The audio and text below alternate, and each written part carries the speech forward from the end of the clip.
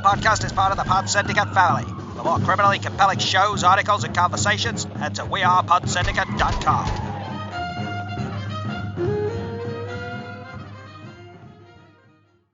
Good morning, good afternoon, good evening, and welcome to episode 407 of Film Bastards. My name is Ian Loring, and as always, I'm joined by Matt Foster. Hello, everybody. Hello, indeed. We hope you are all well and coping with the heat, even though the heat will have probably dissipated by the time you listen to this. Hopefully, Jesus. Becky is not with us this week. She's feeling a bit under the weather, so you got a bit more of a old school Bastards show today. And we are going to be covering the Forever Purge. We're going to do Fear Street, or we're going to wait until Becky's back. It feels Becky Wheelhouse. Yeah, I think we'll maybe do it, and then we'll let Becky do her bit for it next week as well. Okay, cool. We'll talk Fear Street Part 3, 1666 then. We will talk Escape Room Tournament of Champions. I'm not very well prepared. Is that it? Yeah. It is, isn't it? Yeah, we just talked about Twilight on the Patreon section. Yes. Very nice segue. Thank you, Mark. So, yes, we... Fucking smooth. Absolutely. So, we're having a bit of a rejig of the Patreon content where instead of kind of chatting shit and doing the longer shows of proper record bullshit, we're trying to get the kind of like the bonus shows recorded in the same session. We'll see how that goes. Patrons, if you're like, actually, no, I like the other stuff, then please do let us know. We're not absolutely not wedded to it, but if you are a patron, you'll have also already had part 1 of Bastards Get Sparkly, where Mark and I just discussed Catherine Hardwicke's first entry in the first entry in the Twilight series, Catherine Hardwicke's only entry, Twilight. So patreon.com/film bastards, $2 a month does very much help the ongoingness of the show. Also, we are a Pod Syndicate podcast. We are podsyndicate.com, where you can find us and other podcasts such as The Rewatch Project, Chin Stroker vs. Bunter, his film, her movie, Entertainment Landfill, the Iron sequel. There we go. I believe that's it. I feel bad now. I believe that's it. Yes. Yep. I think so. Yes. Let's get into some news. So Cannes has happened, and I think Cannes had a fairly surprising Palme d'Or. Yes, it right down to the way that it was even revealed. Yeah. Excellent work, Spike Lee. Obviously, there's no fucking dress rehearsal involved in this shit whatsoever, which is incredible. So, for those who don't know, Spike Lee basically got, there was some sort of prize that it had been translated as first, and he basically thought that meant, okay, I must say what the Palme d'Or is, and basically said what it was before any of the other awards of the night had been announced, but didn't do it in a way where it was like people were absolutely sure that it had won Palme d'Or. I think it was something like the first prize is Titan or something, like Titan or whatever. So then all the other awards had to happen, and Spike Lee basically had to apologize at the end, which, pretty big balls up. But hey, he's Spike Lee. Yeah. But yeah, pretty ballsy choice. I've not seen Raw because it doesn't sound like a film I want to see. I'll probably change that. I will probably force myself to watch it. But Titan sounds fucking mental.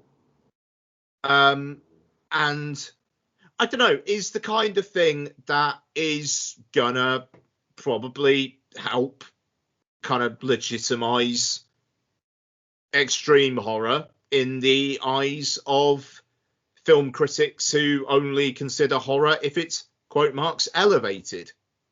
This doesn't seem to be pretending that it's elevated. It just seems to be a pretty hardcore horror film. And I'm looking forward to.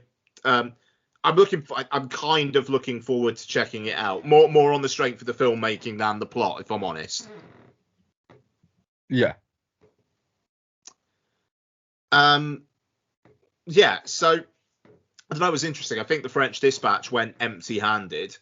That film seemed to get a very mixed reception of it's none more Wes Anderson, but if you're even the slightest bit not into his vibe, you're not going to get on with it. So good luck, Mark. Yes. We'll see how I fare. Like I very much like his vibe, but like just the feel of the word coming out for it, I'm definitely trepidatious. But yeah, Leos Carax getting Best Director for Annette. Interesting. We'll see how that one goes. Apichatpong with Sifakos Memoria got good reviews. We talked about the trailer last week.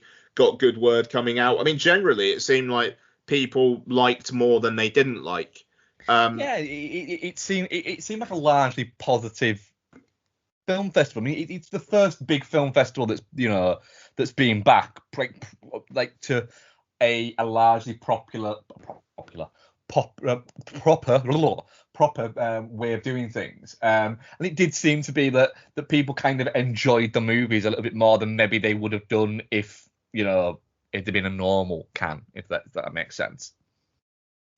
Yeah, quite. And I mean, to be fair, it was like 2 years of built-up films, So, I mean, I personally, I understand they wanted to get it out there and whatnot. I'm a little sad that the likes of Another Round couldn't have had its go at Cannes, because it was a selection, if I remember correctly, and I think it would have done well. But hey, it won the Oscar for international feature. So, and Vinterberg got nominated, so I'm not going to at the Oscars, so I'm not going to complain too loudly. But yeah, no, it seemed, like you say, it seemed pretty positive. We'll see how that actually translates when the films start coming out.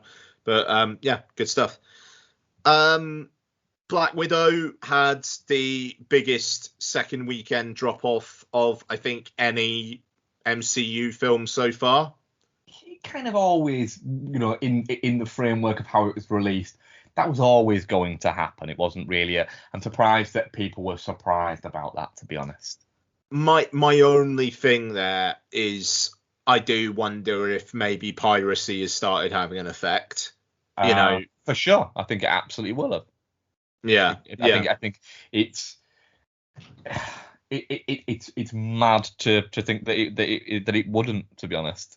There is no way that when they've crunched the numbers for it, they haven't considered it. But they might have underestimated it. Yeah, I don't know. It'll be interesting to see how things go as the pandemic basically continues to roll on. It's not fucking over by a long chalk. But it was Freedom Day on Monday, Ian. Yeah, no, I know, but that's weird that people are still getting it. Did the virus not get the memo? Just ever so slight tangent. Fucking incredible that less than 18 hours after nightclubs were allowed to reopen, Johnson said they were a risk, and that from late September people were going to need to be double vaxxed. But then again, it also is a sign of a capitalist society where, well, why aren't you closing them earlier? Because if we wait a couple of months and the people going to them would be double jabbed anyway, so hey, we're just going to eat that cost. It's fucking ridiculous. But hey, anyway, look, as long as it doesn't go so badly that they close the cinemas, that's kind of where I'm at the moment. Yeah. And with the cases going in the direction they are, and the government still not doing anything to necessarily stop it, that's going to be interesting. they'll bring face masks back. They'll probably tell people to work from home again if they can, which is still the official guidance in Wales. So it's interesting. It's like England's a bit of a petri dish, but we're also a bit of an experiment for, well, if you still have the face mask mandate, and if you still tell people to work from home when they can, what happens? Yeah. It's a nice compare and contrast that.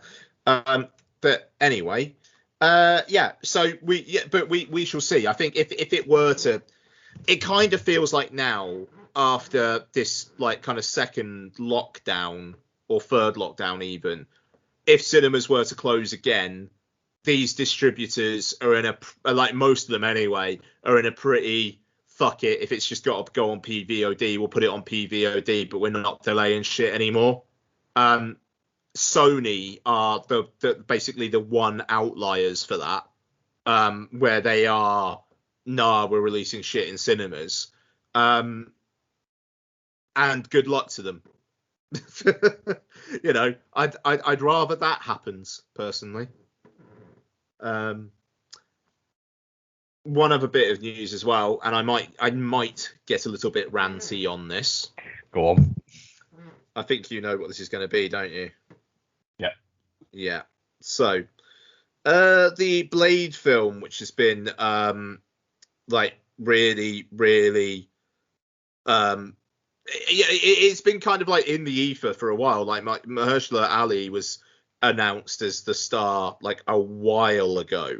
It feels like it could be anything between 6 months and 2 years ago. Yeah, I want to say it was 2 years ago. I think it was about 2 years ago. Yeah. So, but yeah, there's been a bit of a hunt for a director. A director has been found. It is the director of Mogul Mowgli, Bassam Tariq, which is pretty fucking surprising. Mogul Mowgli was his, I believe, his first film, or at least first feature. His first feature, he'd previously done a documentary. Yeah, okay. And, it did have some good word. I thought it was one of the best films of last year. It's Riz Ahmed as a musician with a disability, but good. And I very, very much recommend it. I hope more people watch it now because of this news. But film Twitter has reacted in a, I hope he doesn't get swallowed up by the MCU way. And good. I was hoping his next film would be a Blade film kind of reactions. So, some excitement as well. Don't get me wrong, but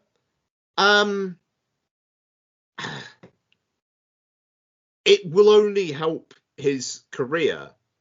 Like, I don't think any MCU director has come out of that experience and necessarily said, I now find it harder to make films. I don't. Unless you're like Abel Ferrara or Paul Schrader, you kind of want to get into that studio system whereby you can start, you can make a movie without it being an epic financial struggle. Why not? And if it turns out to be, and the thing is, there's a lot of fun visual stuff that you could do with Blade that I think that guy can do. Not even to mention the fact that he's a young Pakistani US-based director. So a great thing in diversity for cinema. Marvel taking, going for that. It's a very left field choice. So why not? I don't get this idea of it's almost like he's sold out. It's like, well, no, it's kind of his job, and it's a really big job to land. I mean, I don't know. Taika Waititi, say what you want about the guy, and I've got some. I've got problems with him that are probably unfounded. I don't know, but like he's enjoying his success very much. Sometimes that winds me up, but also I don't know. He's an extrovert. He. What Who am I to judge? The thing about that is I agree with you. I think Taika Waititi has almost kind of fallen into his own brand a little bit too much. Yeah. But I don't know. I mean, the thing is, he made Jojo Rabbit. I think he's made Next Goal Wins. It's just we're in the ether. I think that's been shot already. But he won the Oscar for Best Original Screenplay for Jojo Rabbit after having done an MCU film. So this whole fucking you can't why are they making a studio film? Stop fucking assuming that they've got the same ambitions for their career that you have, your perspective of them. And hey, also in COVID times, I kind of wonder whether you're offered a safe studio gig versus an indie film that may struggle to find financing and then may not really be able to deal with the COVID measures in an appropriate way and then get shut down, say. I'd probably take the safe studio gig. And he fucking fought for it, apparently. Like, there were a number of filmmakers and Marvel had them present their visions and he won out. Which is really quite interesting. It's great. That's the way they've done it, rather than just gone, oh, he's so hot right now. Which, let's be honest, we both really liked Morgan Mowgli, but he isn't he's so hot right now. He's not the name on everyone's lips. He's not Chloe Zhao when Chloe Zhao, I mean, even before she got Eternals, to be honest, there. Or Ava DuVernay before Disney decided to go, ooh, would you like to come make a terrible children's film for us? It's not that. He's shown them an idea, he's shown them a pitch that they've gone, all right, that's fucking interesting. Let's go for that. Yeah, it just, on this particular one, it seems to have really come about. It's like when Shang-Chi was announced and it was the guy who directed Short Term 12. I don't remember people being fucking shitty about it. When Kate Shortland was announced to direct Black Widow, don't remember people being shitty about it, and it's... Then when what's his name, when Colin Trevorrow got selected for Jurassic Park, World? Jurassic World, yeah. People were a little bit sniffy about that. I remember that people were a little bit like, what's he done, how's he going to get on with a big studio film going from that smaller movie? Yeah, I don't know, it's odd. It's like people just have like predefined expectations for how a career is going to go, and if it doesn't go in the way they think it's going to go, then it's what the fuck are they doing that for? Exactly. And it's sniffy. If I don't know, the thing is, he's probably going to be able to make something of a certain. If this film does well, if it's received well, he will be able to make something of a certain budget because he is from the director of Blade. Or there's another avenue.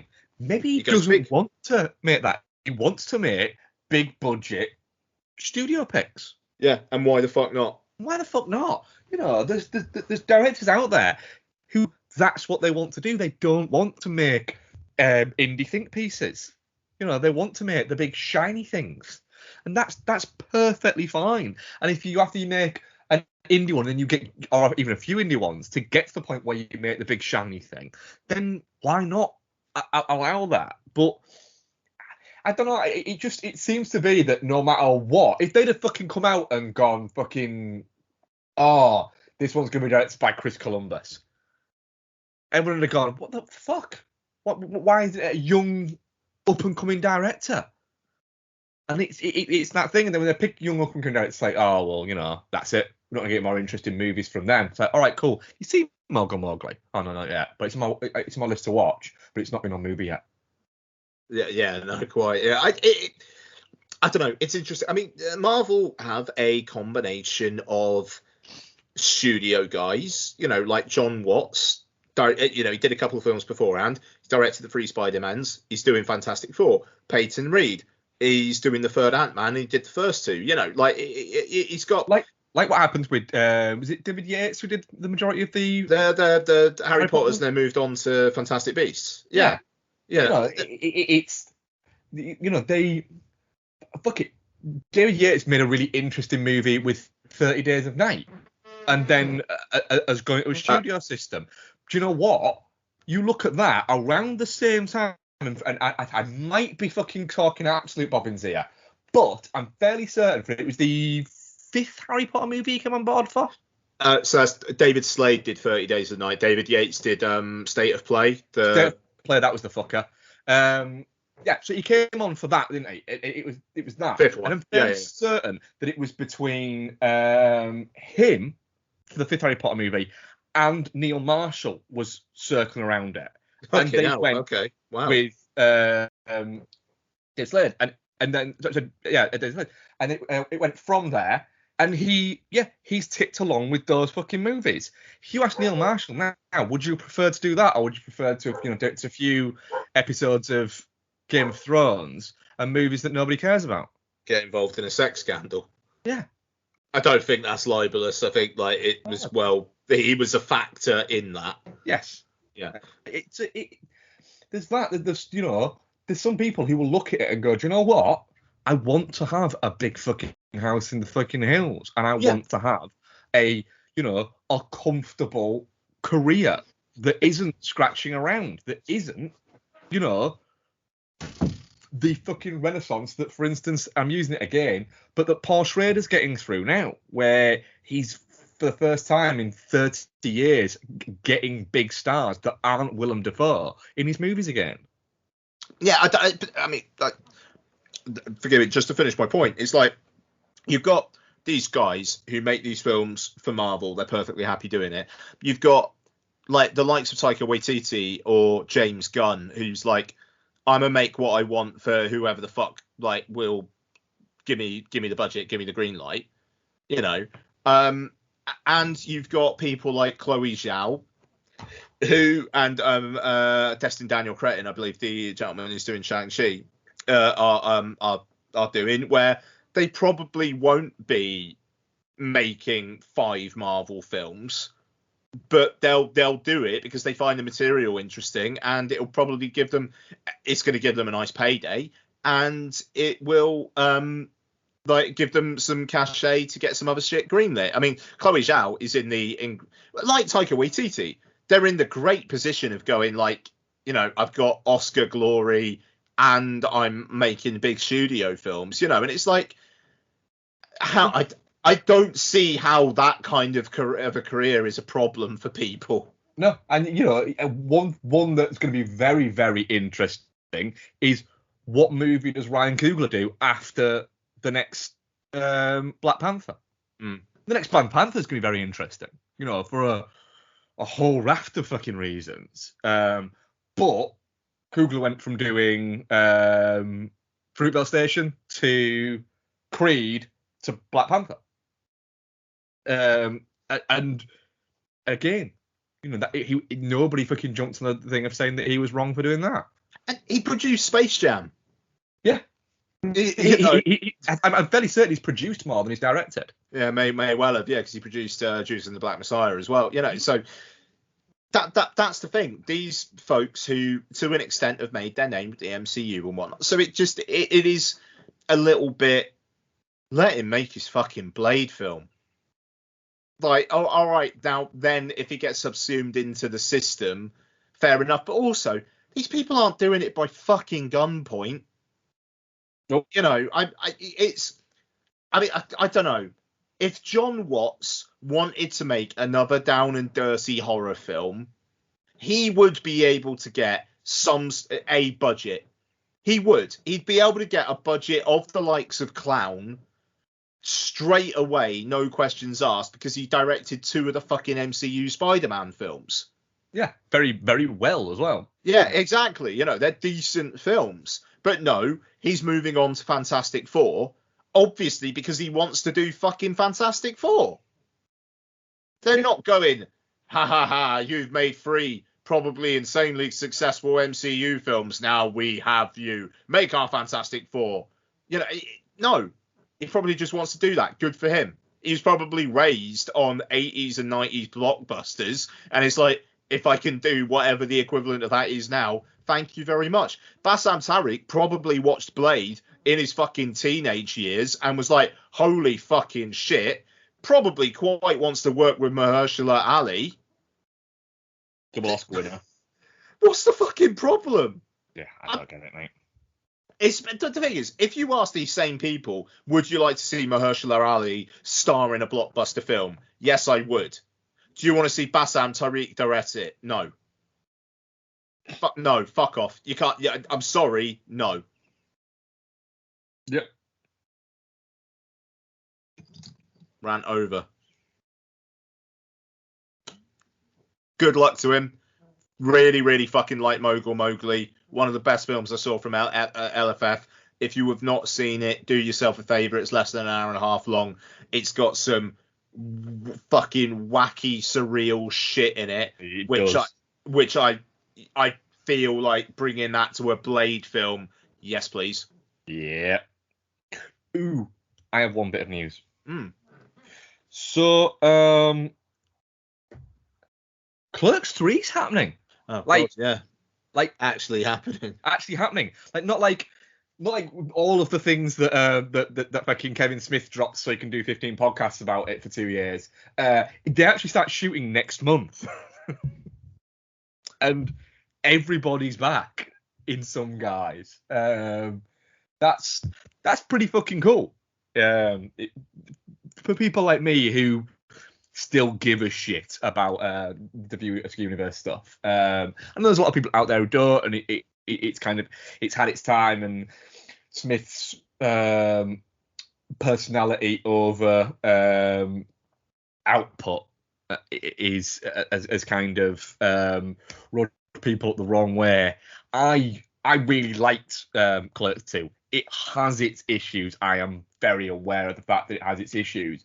But like a lot of Kevin Smith stuff, once you get to the actual heart and the crux of it, and you remove all of the unnecessary crassness that is within that, sometimes you've actually got quite a sweet movie that is there. So it's interesting. You've got Clerks was about these guys who are drifting through their early 20s. And then Clerks 2 is about these guys who are drifting through their 30s. And now you've got Clerks 3 will be about these guys about to approach their 50s. Yeah, it'll be interesting. Jeff Anderson's always been the holdout.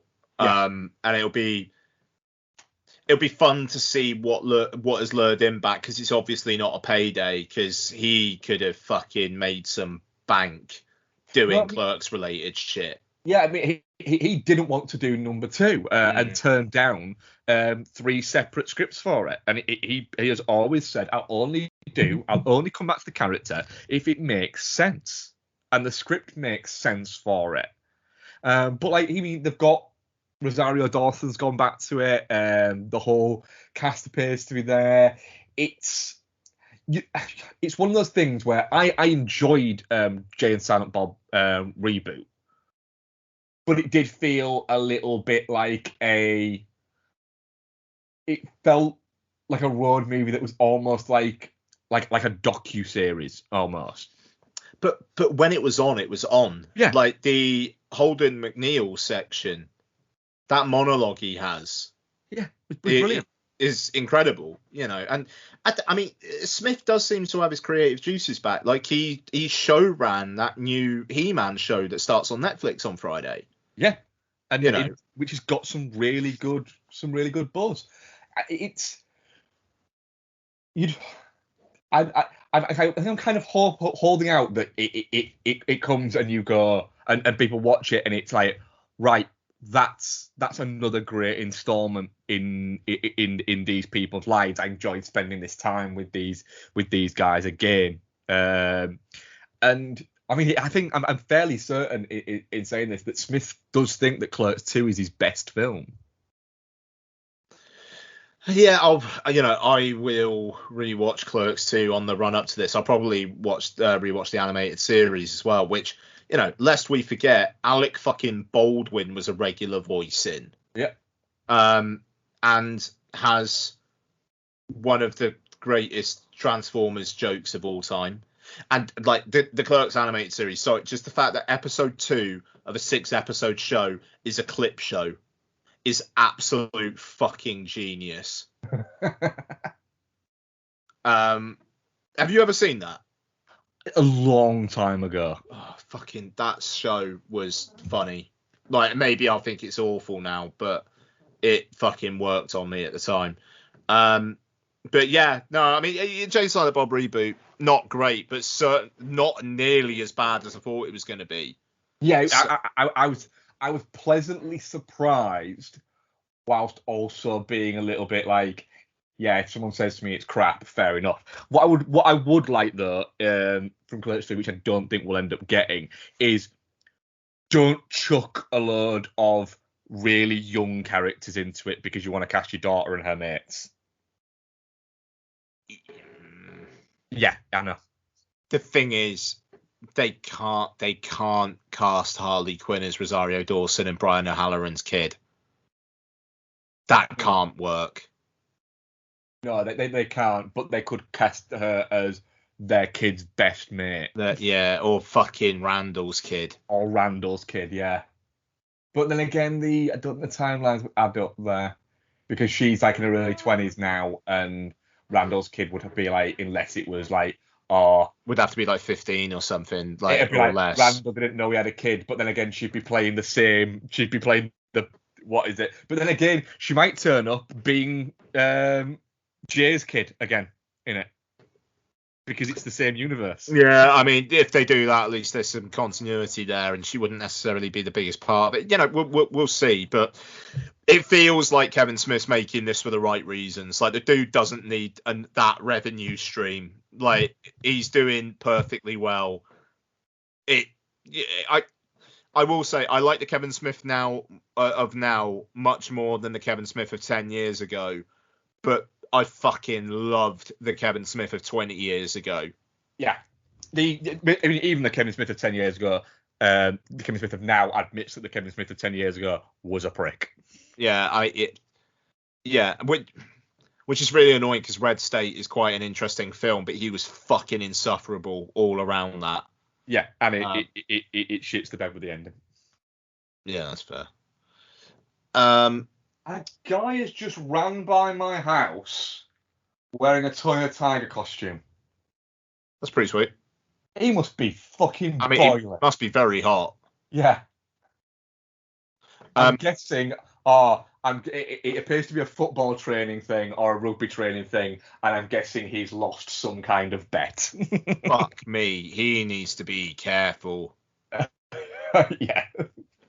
Okay, cool. Right, so let's talk some trailers, because holy shit, we're only in trailers. Oops. We've had some biggies this week as well, haven't we? Like, yesterday was... Yeah, it was weird. Yeah. So, where to start? Malignant, the new James Wan. Yep. Apparently, this film, like Edgar Wright's Last Night in Soho, is very giallo-y. You see, I don't get that from the trailer. I get very J-horror-y. I think it's the colour scheme and the whole kind of like focus on the eye at the end. But I think that there's like you said, the colour scheme, there's bits where you go, yeah, that's yellow, but the bulk of the feels very fucking early noughties J-horror-y. I kind of dig it. Yeah, I'm very, very up for this. It's out, at least in the US, it's out the same day as Shang-Chi. And just thinking that, this whole pandemic has basically meant that in early September, the first week of September, we get a new Marvel film and the new James Wan. It's a bit like, yeah, let's fucking go. Yeah. Yeah, it looks cracking. It looks like Wan up to his old tricks, but those tricks are really, really fun tricks. Yeah, he is. He literally is very good analogy that he is a box of tricks director, but he knows how to do them. Yeah, absolutely. This one also, it just feels like it's gonna be quite nasty.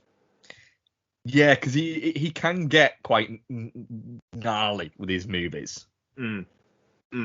Yeah, it's super exciting. Fuck it. And again, James Wan's like another example of what we were talking about earlier on, where it's like he is someone who, you could say like, what's he doing making another blah blah blah, and and it's like, because it's what he wants to do. He bounces around all over the place. And I mean, to be fair, I wouldn't be surprised if in the long run he makes more money off of his Insidiouses and his Conjurings than he does his Aquaman. Yeah, but he did an Aquaman movie because why not? Yeah, exactly. I mean, it's interesting because his production company, Atomic Monster, I don't think has a handle in Aquaman. It certainly didn't in Fast 7, but he produces a lot, and then he directs these things. Doesn't necessarily even fuck off after the first one. He'll do like a couple of them, and then maybe go. And then he's like built a brand, established the visual language, and off we go. And it's like Insidious 5. The last we heard, to be Patrick Wilson's directorial debut. So it's like he just makes these really interesting franchises where interesting filmmakers come in and do their thing. To be fair, we'll talk about The Purge later on. I think James DeMonaco's done a kind of a similar thing on a smaller scale. But yeah, it's just like he's doing it because he wants to do it. After this, he'll make another Aquaman. I mean, his relationship with Warner, they must fucking love him because he's a steady hand who, after shooting Fast 7, basically proven that he can deal with real life tragedy and still get a film out. He can do low budget horror, which can then spin off into great success, and he can just make a DC film, which at the very least certainly creates its own fucking world. I mean, and not only that, he goes out there and makes he makes Furious 7 $200 million and it grosses over $1 billion. But the studio will love him just as much for making The Conjuring 2 on $40 million and it making near $400 million. Yeah, exactly. Like, God, I hope the record books show just how big a deal James Wan is, and God, he doesn't parade it. You know what I mean? He seems like a good dude. And there's an argument to say. I think we've said it on the podcast before, is that he is one of the most important filmmakers in modern horror. And yeah, and especially considering after Saw, he did Death Sentence and Dead Silence, which were both just complete flops, and you thought he was down and out. He comes back with Insidious, that I swear premiered at something like Sundance, and it was almost like the return of James. TIFF. Was it? Well, okay, it was TIFF. Okay, the return of James Wan, and it just becomes this massive sleeper hit. And away he goes. Insidious, the first Insidious movie. Bear in mind, like you said, Death Sentence cost $20 million and made less than that. And then Insidious cost $1.5 million to make. Insane. Yeah. And grossed over 100, just shy of 100 million. I really hope Rob Savage is able to. And I've got every single faith in the world, but after Host, he's making his Blumhouse thing. He's going to make his film with Sam Raimi. And by the way, Rob, just a little bit of news, posted from the mixing stage on his Blumhouse film the other day. And I basically tweeted him earlier on. It was like, when are we finding out some more about this? And he said soon. So fingers crossed for that. But it's that kind of feels made a small film that made a splash like Saw, and is now getting a kind of a studio backing with Blumhouse. And I just Like, I'm really fucking looking forward to seeing what he does.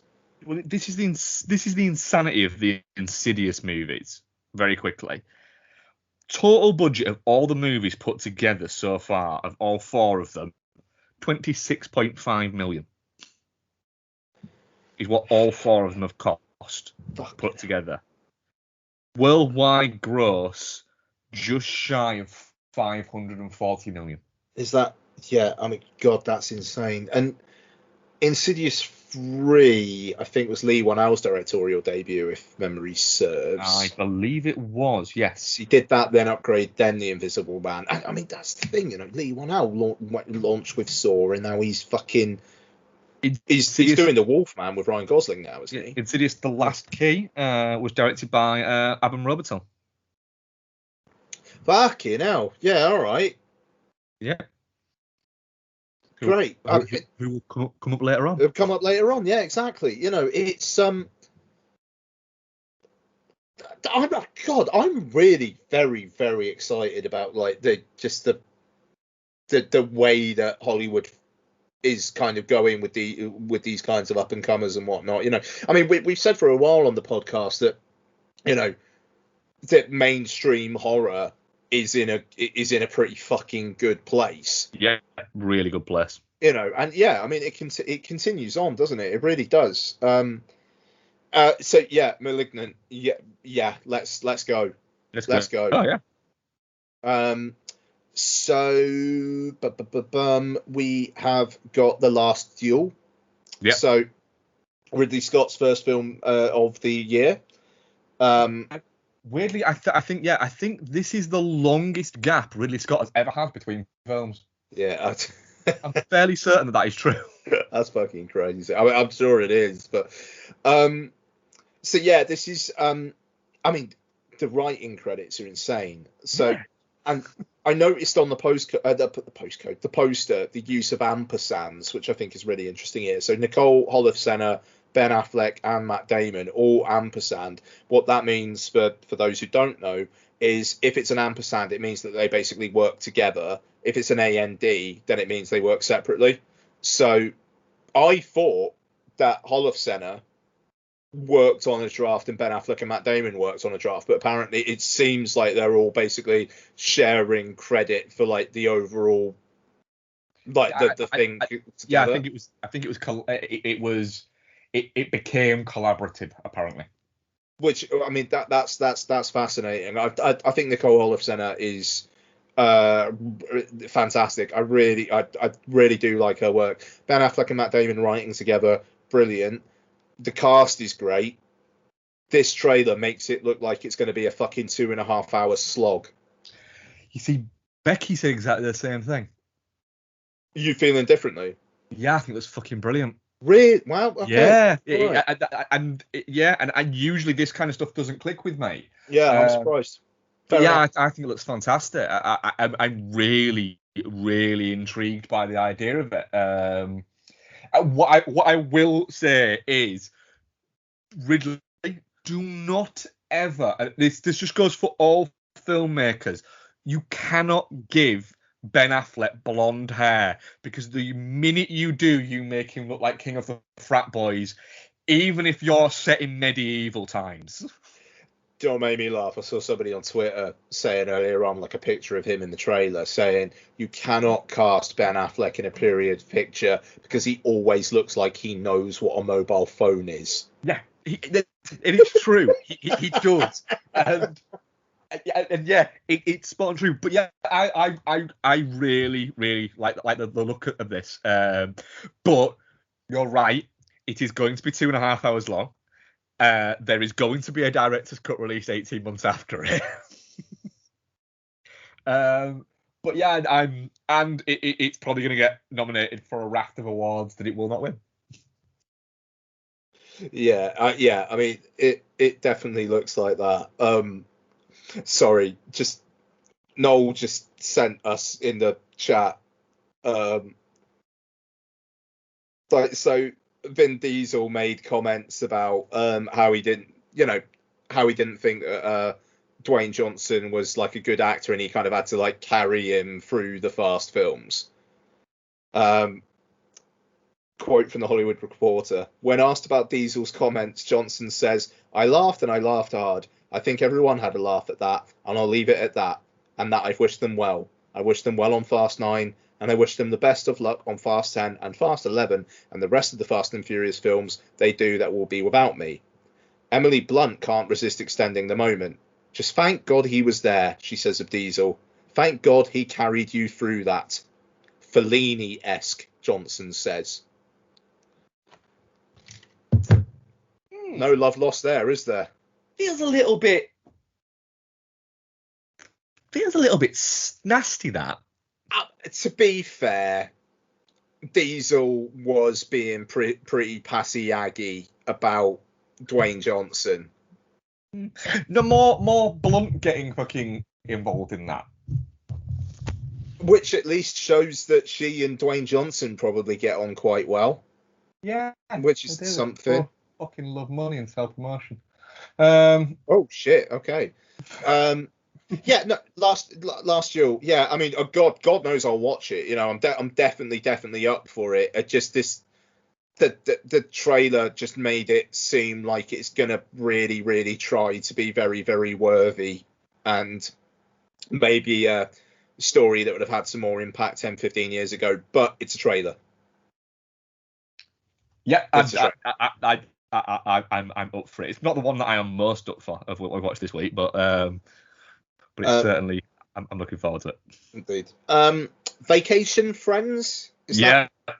So this came along out of fucking nowhere. Yeah. John Cena and Lil Rel Howery making a comedy together where John Cena just plays some high on life, likes going out and having fun guy he meets on vacation, and then Lil Rel Howery regrets it. Yeah, sign me up. Yep. It just looks fun. One mildly depressing thing, I was thinking, like, when I saw the 20th Century logo at the start, I was like, fucking hell, like a comedy in a cinema. Yeah. Haven't had too many of them lately. That's great. And at the end, yeah, Hulu original. There's that thing where it goes Hulu original, and you go, oh, do you know what? I was looking forward to going and watching that on unlimited screening on like a Tuesday. Yeah. That was really gutting to see that. Hulu original in the US, it'll probably be on Star over here, and that's a shame. Yeah, 'cause it looks like an awful lot of fun. It does. And you imagine with those two, it wasn't originally supposed to be a streaming original. No, especially not with the fact that Cena could have a really good year this year. Yeah, no, I mean but that's it though, isn't it? It's like Cena, like he looks like he's really going for it as well, and it's a different comedic styling to the Suicide Squad. Yeah, and a different comedic styling to something they did like with Playing with Fire, which I really enjoyed. It's a fun kids movie. Yeah. And yeah, John Cena is very good at comedy. Yeah, he is. Yeah, he really is. It's also but again, it's more similar to something like Blockers, but his character's very different to the character that he was in Blockers. And Blockers again is a very funny film. Yeah, it's closer to the Ike Barinholtz character in Blockers with this, to be fair. Yeah, this looks good. Looking forward to it. Yeah. Did you watch the one for Naked Singularity? No, what? John Boyega, right? Olivia Cook, Bill Skarsgård, Ed Skerin, Tim Blake Nelson, in a movie where John Boyega plays a mild-mannered public defender who essentially, whilst defending Olivia Cook for something, gets embroiled in a drug scam. What? Yeah. So at the start of it, Bill Skarsgård's in it as well. At the start of it, the trailer makes it look a little bit like it's going to be this serious kind of like courtroom drama about this young public defender who is trying to, break the system and off the injustice in it, and then by the end of it, fucking John Boyega and Bill Skarsgård are wearing fucking like masks, but not like mask stuff, like military style fucking gas masks, and Boyega's got a fucking samurai sword. Hell yeah! Who's this directed by? Anyone we know? Chase Palmer. Fucking no idea. All right. Directorial debut, but it's produced by Ridley Scott. All right. So Chase Palmer is probably like a commercial director getting his first, or a TV director getting his first feature. Then cool. Yeah. It's 93 minutes long, and it's out on VOD in like literally a couple of weeks, and it looks like a lot of fucking fun. Okay. All right. Cool. Yeah. And wow. Also very good to see screen back and stuff, because I just like that guy's energy on screen. Cool. Yeah. All right. That sounds fun. Yep. I think I've only got one more. I think I've only got one more. No, hang on. The new another Disney film. Encanto. Saw it. Didn't watch the trailer for it. Looks too colourful. Yeah, I mean, song. It's either written by, or the songs are written by Lin-Manuel Miranda. Yeah, it looks all right.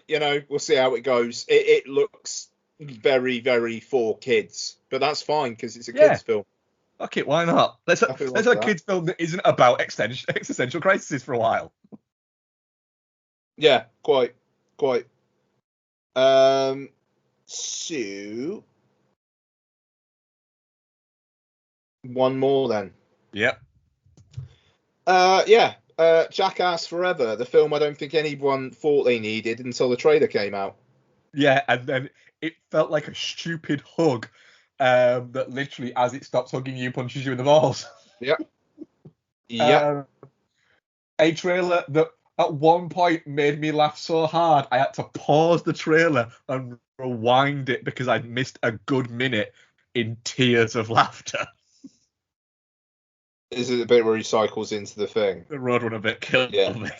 It fucking properly killed me. I think it's part of it is the fact that the voiceover that's going on at the time is Chris Pontius saying about, if you're wondering what these guys, when they're in the 20s are up to now when they're nearly 50, well, let's see if they've grown up. And then he hits the fucking thing at that moment. And you just go, do you know what? You're going to be watching it more through your hands going, oh my God, no, than you were for any of the previous ones, because you're aware of the fact that they're now a lot older. I fucking love that bit where I think it's Steve-O is like, a concussion is fine if you're under 50 years old, and Knoxville's 49, so he'll be okay. And it just cuts to the fucking bull properly fucking wiping him out. Fucking great. The thing is, I read a really good piece in the New Yorker, or it might have been GQ actually, a big interview with Johnny Knoxville, and they were basically saying, what's the reason for coming back? And he was like, everyone keeps thinking it's money, and it's not. We're all actually all right for money because we made a lot going off there. It was just because we went, do you know what? We're not done with this, but we kind of need to be after this. It was either we do it now or we're never going to be able to do it, because it is dangerous in your 50s. And it's still dangerous in your late 40s, but it's not quite as dangerous as in your 50s. And it was kind of cool that he was just saying, I didn't just do this shit just because it was, I can hurt myself and people will give me money for it. How I count myself isn't as an actor or a writer or anything like that. I'm a daredevil. It's what I do. And it felt kind of like quite all right. So this isn't just because you're all fucking down on your luck and you all need the fucking paycheck. It is, fuck it, let's do it. Why not? It'll be fun. Yeah. I mean, that's the vibe you get as well. They just all seem like they really are looking forward, are just enjoying the time together. You know, it's like with the, I don't know when this was shot. I'm assuming this was shot pre-pandemic. Most of it was a little bit being shot towards the middle of last year. Okay, all right, yeah. So I don't know. It's getting that vibe of just getting together with people you haven't seen for a long time and just kind of almost like regressing, but in a perfectly okay way, like quite well. You know, it's like you and I and Jordan Noel are due to meet up in a couple of weeks, and Mike virtually.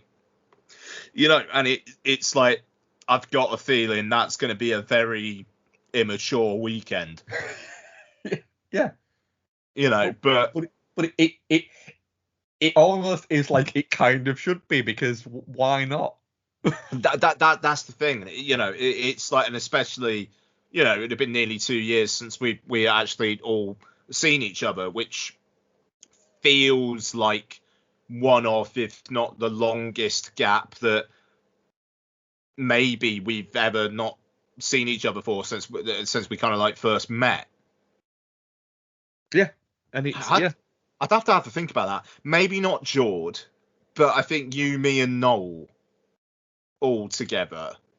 Yeah, it literally is a once or twice a year thing for the majority of the past decade.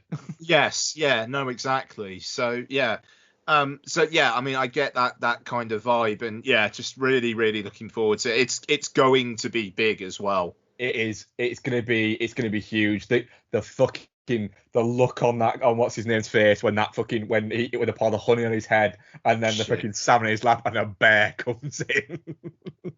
Fucking hell. I mean, because this is the thing, you're gonna get like, you know, people like teenagers now who want to see this shit, but also people who are teenagers then who want to see this shit, and it's like, God, I'm looking forward to watching the first 3 before this.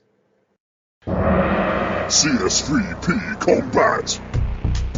Player 1, choose your character. Tired of film and television podcasts where the hosts exist in a blissful state of agreement? Instructor. Player 2, choose your character. Well, you're in luck. Punter. Round 1, fight!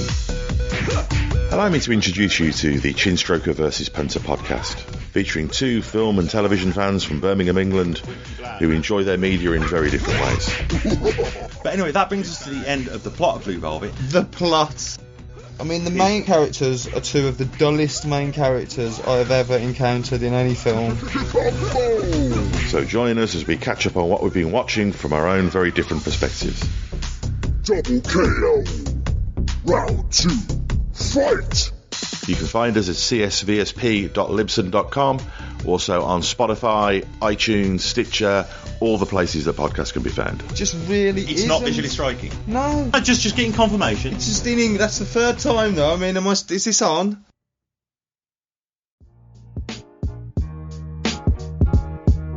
The Mulberry Boys, every Friday night. On the show, you better know they keep it tight. ETL is back and the J-Strom's in the zone. Introduce the co-host, he doesn't do it alone. PCZ is about to hold court. You know he's on the headset, you can hear him snort. Pop culture, movies, TV shows and games. Rotten Tomatoes, reviews, news and Blu-rays. Foggy don't play around, he will bust a drop fast. Welcome to the Entertainment Landfill Podcast, the Jason and Steven Show. It's the Jason and Steven Show. What? The Jason and Steven Show. It's the Jason and Steven Show.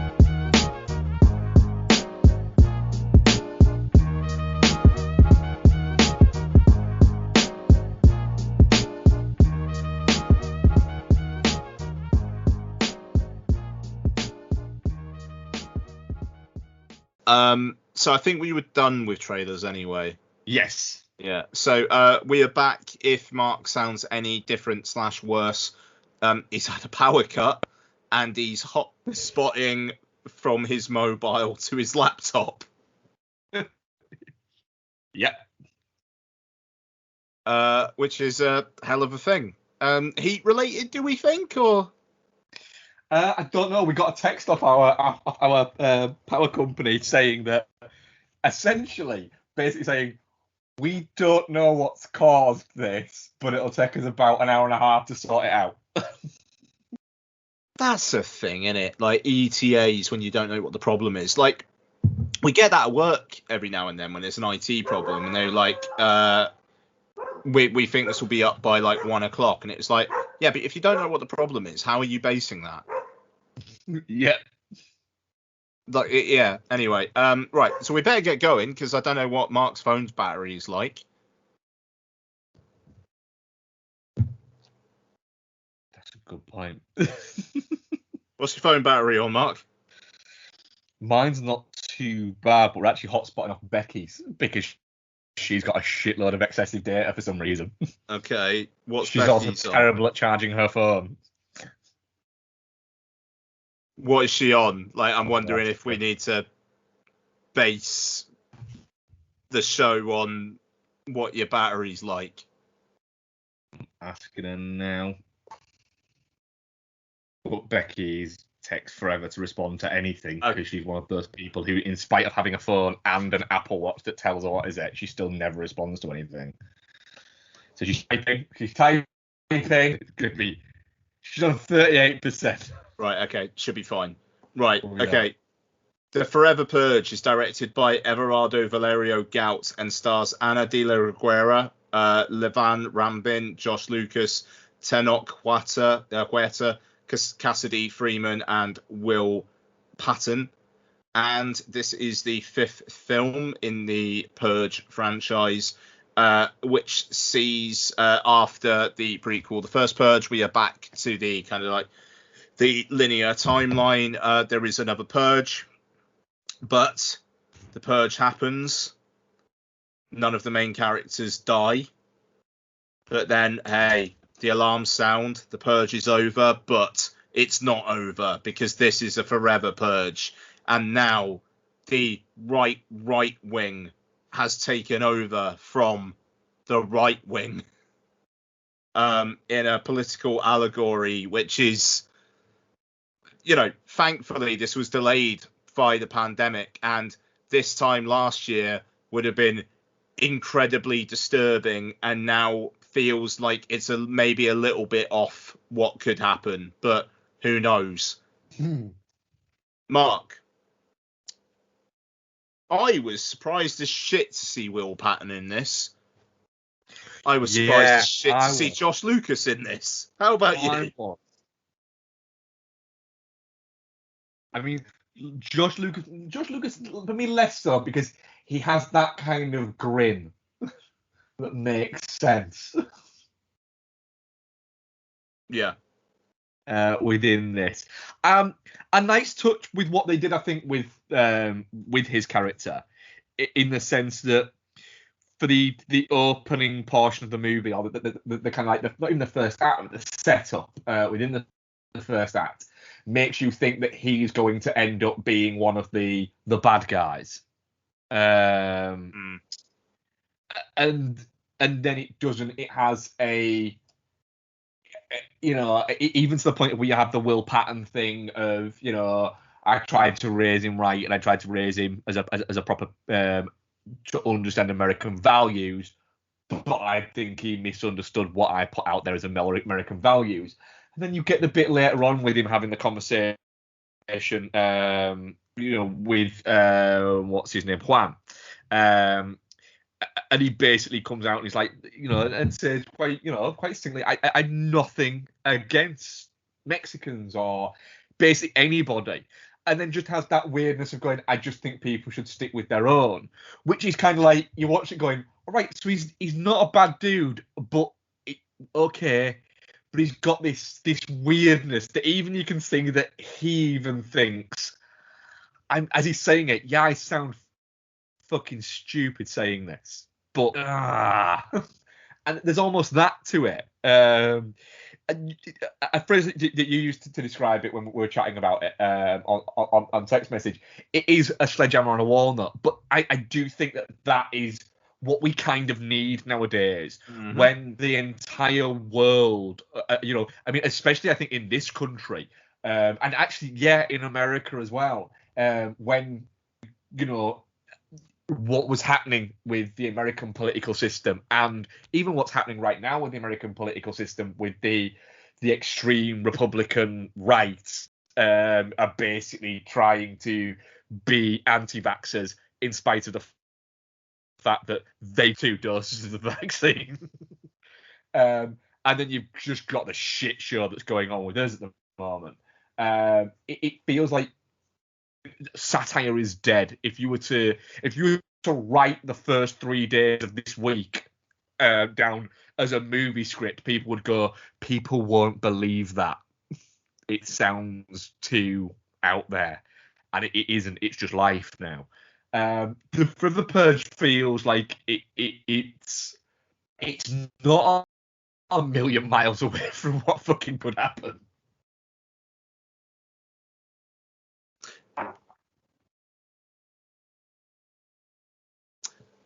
Oh, you still there?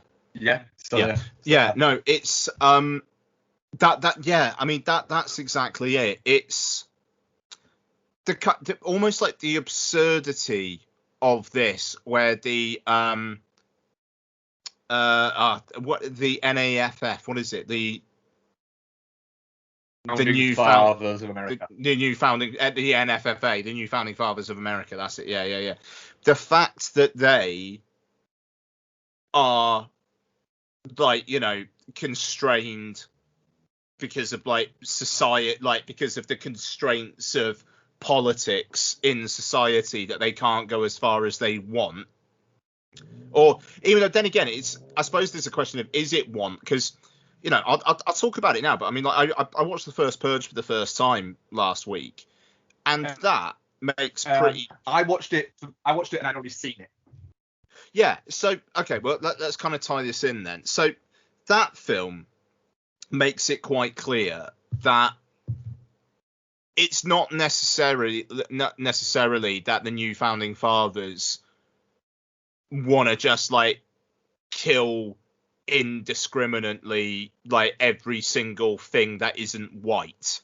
No, it's social cleansing. Yeah, exactly. So, which is incredibly, like, it is incredibly far right. It's awful. I'm not trying to say it's anything good, but the fact that the Forever Purge basically goes, yeah, but what if you had people who, like, watched all that shit on the news every day and soaked all that shit up on social media and whatnot, and, like, were basically almost given the green light, like Trump in that fucking debate where it was like, what would you say to the Proud Boys? And it was like, what was it? Stand back and stand ready, or something like that. And it's, that having that kind of tone. But I mean, with the Purge, the new founding fathers of America, it's not even that. It's not as fucking blatant as that. And then with the Forever Purge, it's suddenly they find themselves in trouble from people who have swallowed all their stuff, even if they don't necessarily believe in everything. Like, they've set up the Purge in a way where it's like the one night to purge, whether you're black or white, Hispanic, Chinese, whoever you may be.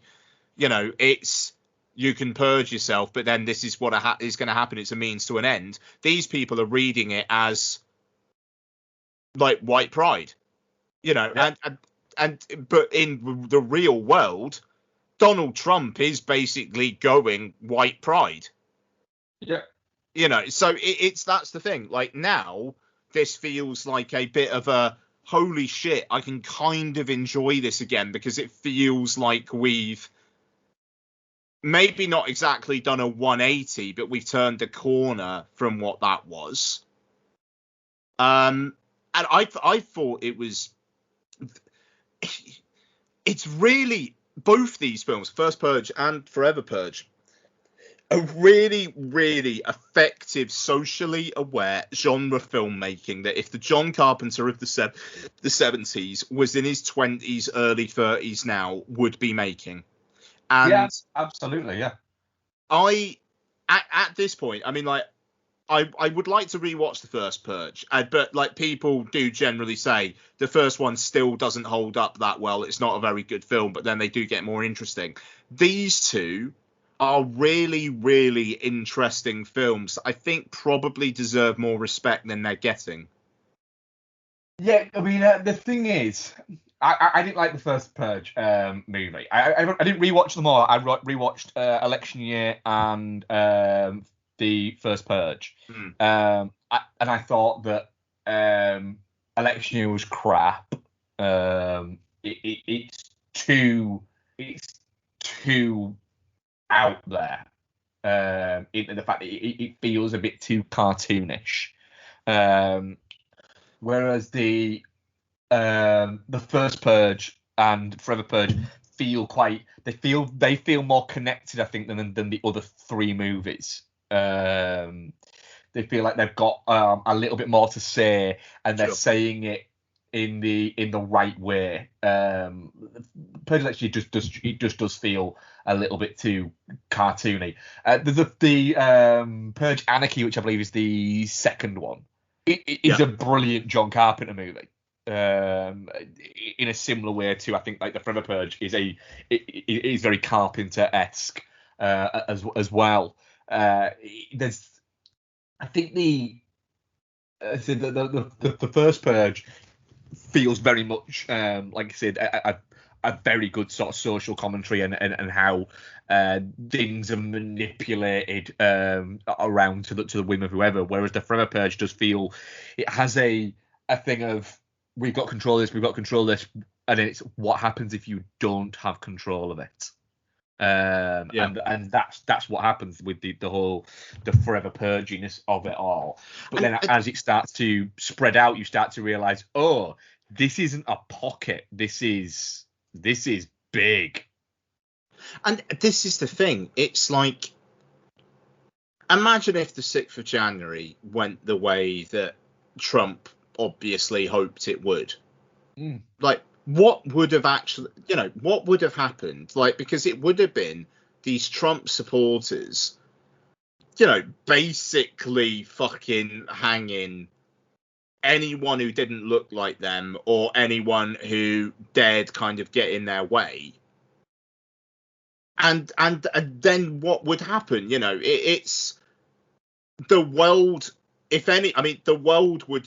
I would like to think would unite against that. Just in either that or there would literally be a world war. But this gives almost like a taste of what could happen there, and it's like another one would be fucking fascinating because it would be like, how do you get the genie back in the bottle?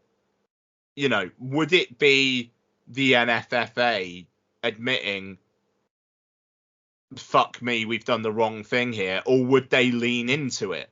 I mean, the thing is, they're already attacking it again, aren't they? So that'll be the interesting thing, and if we do get another Purge movie, which you'd think that you will. It's done about 50 million worldwide. So apparently, the Purge, there is going to be another one with Grillo's character coming back into it.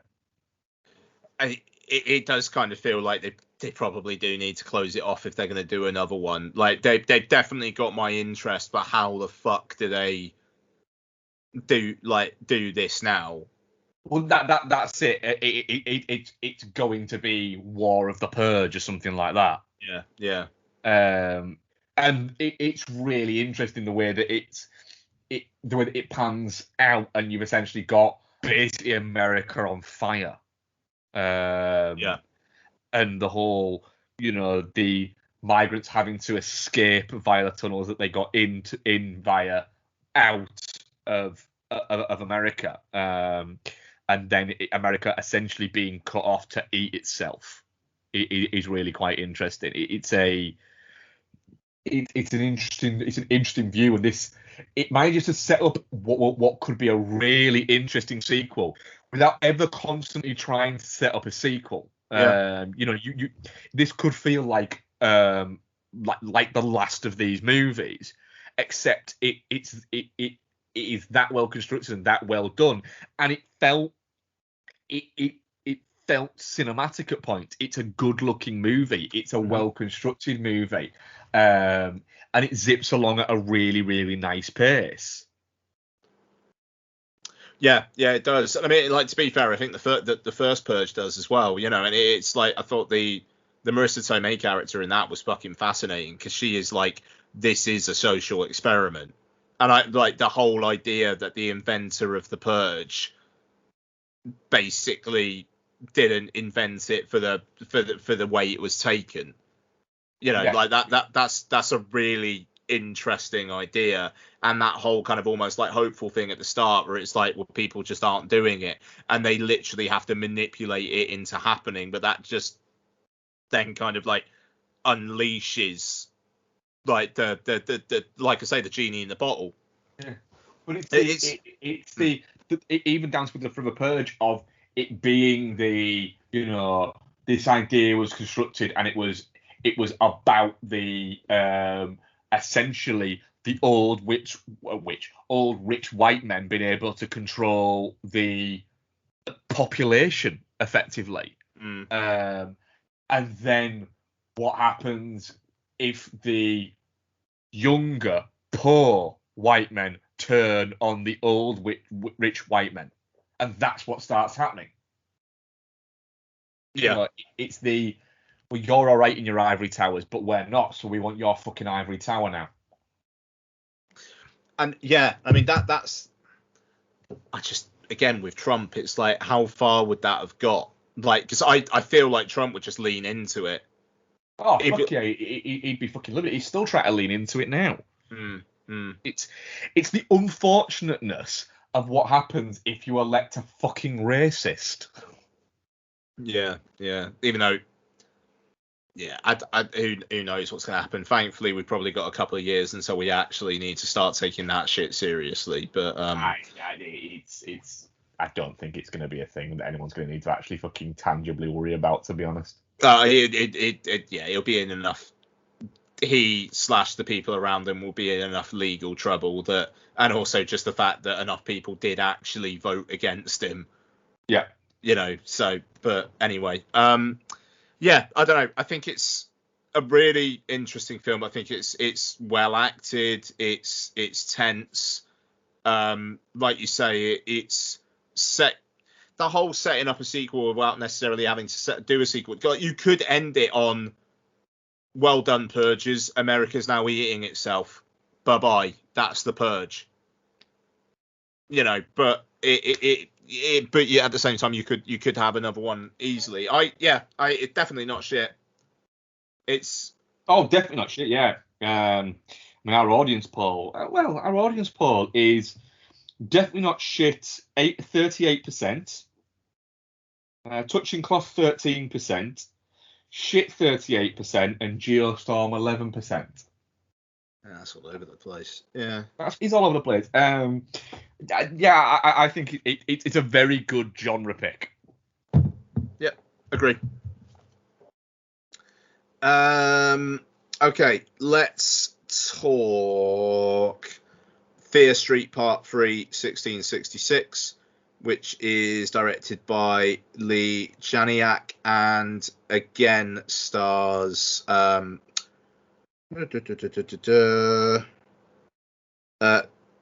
Julia Rewald, Kiana Madeira, Sadie Sink, Olivia Scott Welch, Emily Rudd, the magnificent Fred Heckinger, and Benjamin Flores Jr. And so this is the conclusion of the Fear Street Netflix trilogy, and so we get into the kind of the origins of the witch Sarah Fear.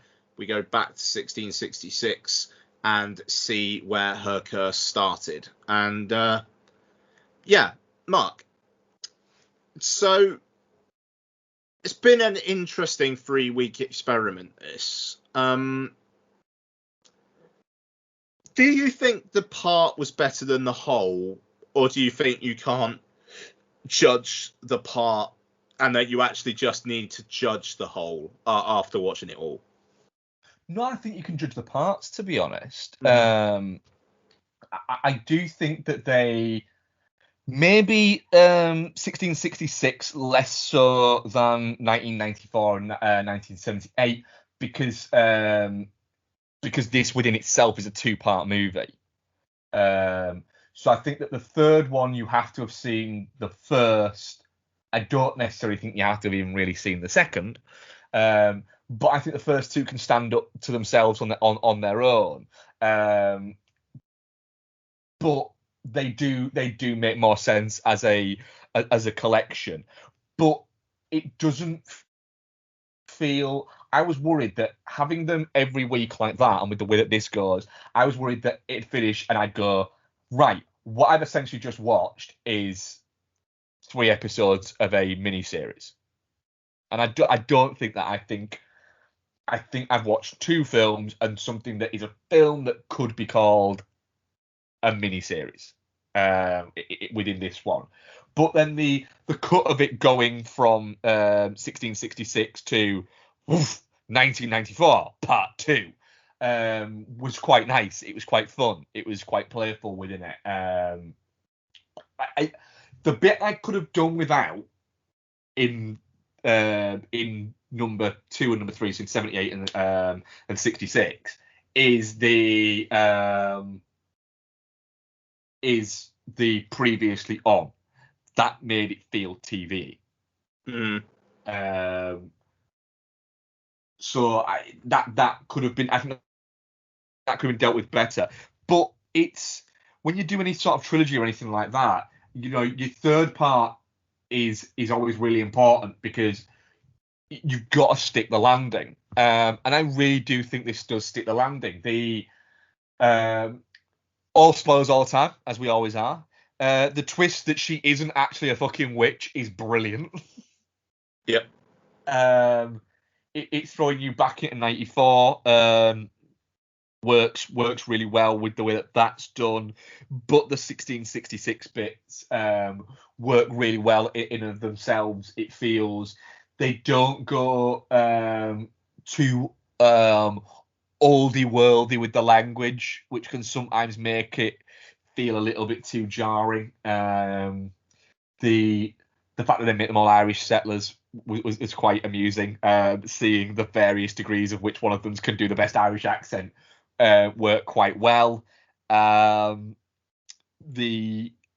whole vibe of it and the feel of it, in the sense that you get this, you get all the 3 of them, more so this one and the first one.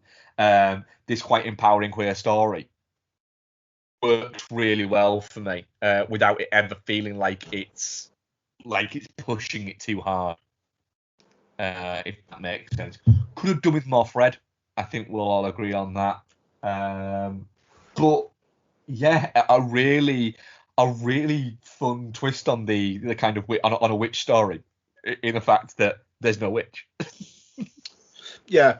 No, I thought that was so it was interesting how it developed there, where it was like she's saying they want a witch, I'm going to give them a witch, and like thinking that it was going to be like, oh shit, it's like woman scorned.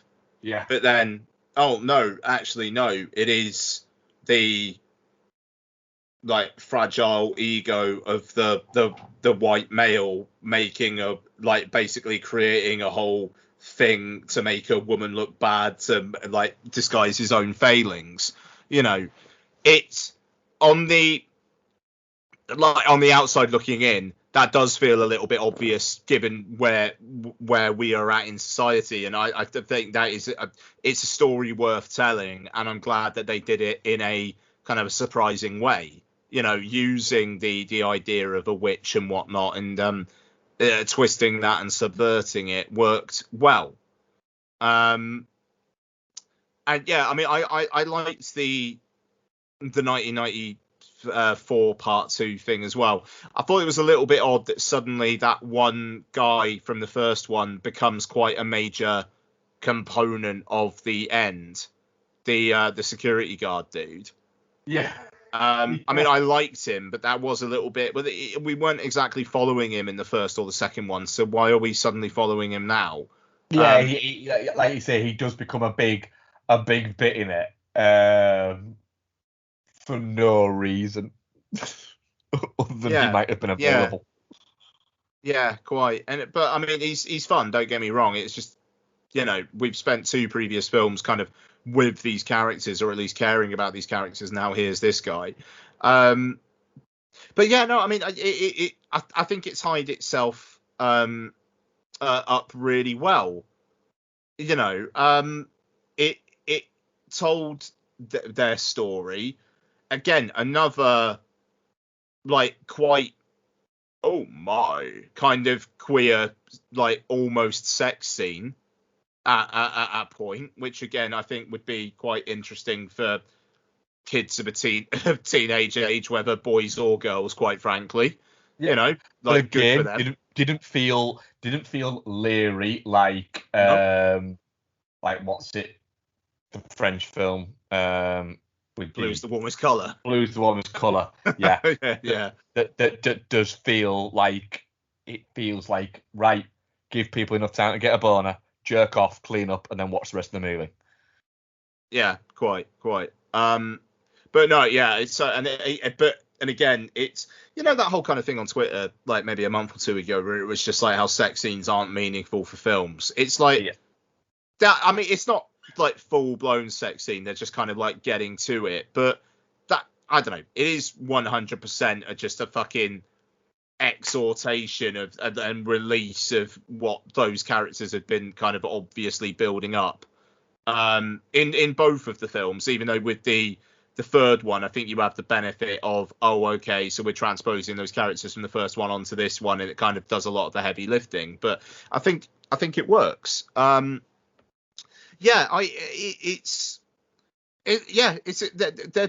a good time. I can't say I'm like necessarily blown away by any of them. Don't get me wrong, but I think they're a very, very solid time that I'm glad were films and not a mini series. Yeah, partially because I if this had come out and it was a 3-part mini series for it, I probably wouldn't have watched them. But I did because they're movies, and I know that sounds fucking stupid, and trust me, I do understand that is stupid, and my weird little thing with TV is a little bit stupid. But I enjoyed sitting down and watching 3 horror movies back to back each Friday or each Saturday night with my Saturday night fakeaway, like that. I wouldn't have watched them if they were episodic. If they were 45 minutes and it was a 6-parter, I wouldn't have watched it. No, I mean, the only way you get me to watch a Netflix series at the moment is if the episodes are 15 or 16 minutes long and you can watch the entirety of season 1 and 2 in about 3.5 hours. Thank you very much. I think you should leave. So no, yeah, I mean, I 100% get it. I mean, to be honest, if we didn't do this show, I'd probably watch more TV because I'm watching films to talk about on the show. So, but it's a larger point. I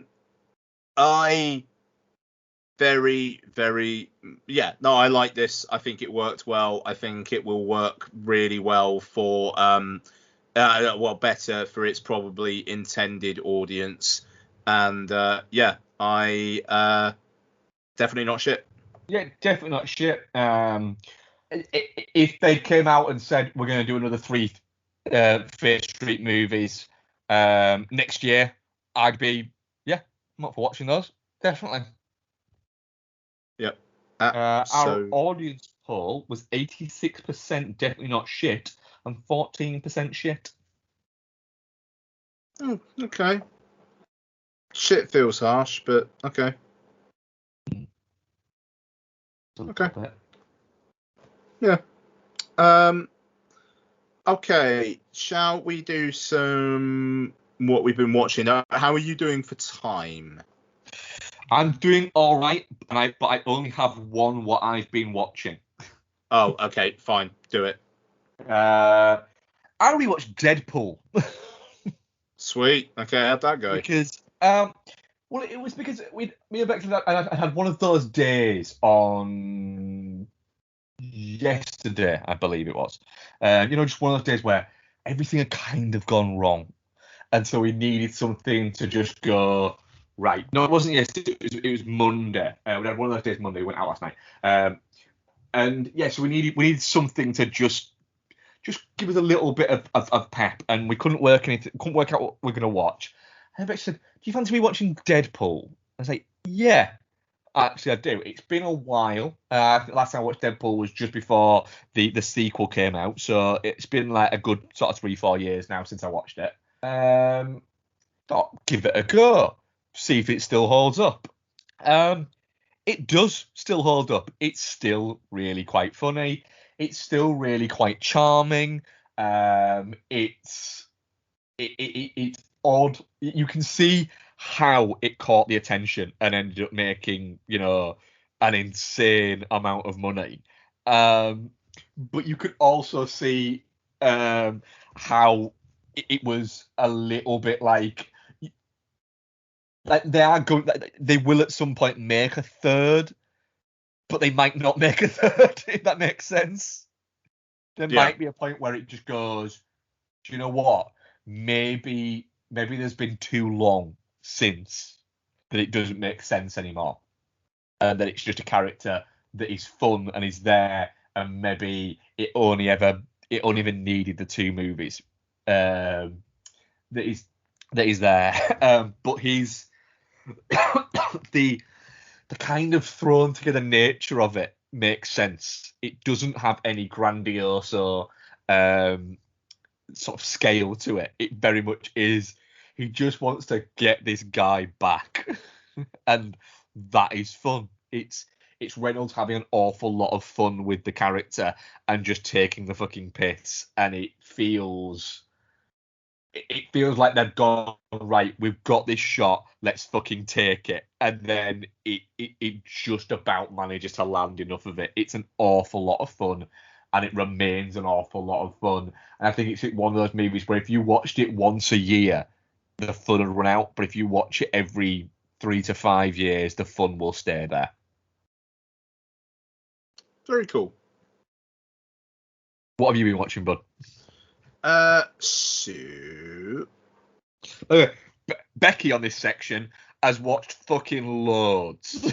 so she'd have been filling this section like a motherfucker.